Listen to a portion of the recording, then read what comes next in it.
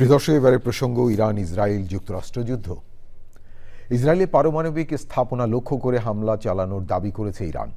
Israel জানিয়েছে IRGC নৌপ্রধানকে হত্যা করেছে তারা। যুক্তরাষ্ট্র ইরানকে বলেছে পরাজয় মেনে নিতে হবে, নইলে আগের যে কোনো সময়ের চেয়ে আরও কঠোরভাবে আঘাত করা হবে। তবে তেহরান আলোচনা প্রত্যাখ্যান করে পাল্টা হামলা চালানোর অঙ্গীকার করেছে। রিপোর্টে আরও জানাচ্ছেন শিহাব খান দিগন্ত।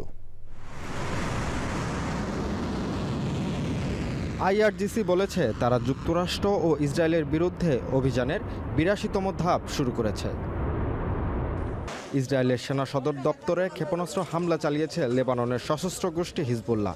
হিজবুল্লাহ জানিয়েছে বিশেষ ক্ষেপণাস্ত্র দিয়ে মধ্য তেল আবিবের কিরিয়া এলাকায় ইসরায়েলি সেনা সদর দপ্তরে লক্ষ্য করে হামলা চালিয়েছে তারা। এছাড়া তেল আবিবের উত্তরে ইসরায়েলি সামরিক গোয়েন্দা সংস্থার একটি স্থাপনাতেও হামলা চালানোর দাবি করেছে হিজবুল্লাহ। যুক্তরাষ্ট্রের বিমানবাহী রণতরী USS আব্রাহাম লিঙ্কন নিশান করে উপকূলীয় অঞ্চল থেকে ক্রুজ ক্ষেপণাস্ত্র হামলার দাবি করেছে ইরান।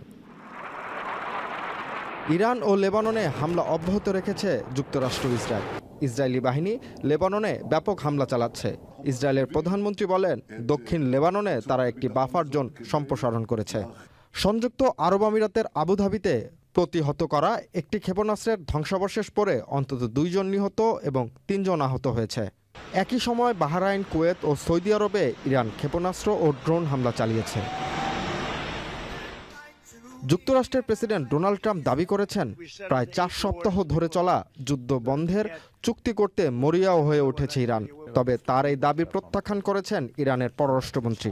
তিনি বলেন, তার দেশ যুক্তরাষ্ট্রের একটি প্রস্তাব পর্যালোচনা করছে ঠিকই, কিন্তু সংঘাত নিরসনে কোনো আলোচনায় বসার ইচ্ছে নেই তাদের। ইরানে মার্কিন ও ইসরায়েলি হামলায় নিহতর সংখ্যা বেড়ে 2000 ছাড়িয়েছে। ইরানের উপস্বাস্থ্যমন্ত্রী আল জাফারিয়ান জানিয়েছেন, যুদ্ধে এখন পর্যন্ত কমপক্ষে 2000 মানুষ মারা গেছেন। নিহতদের মধ্যে 240 জন নারী এবং 212 জন শিশু রয়েছেন। শিহাব খান দিগন্ত, চ্যানেল আই।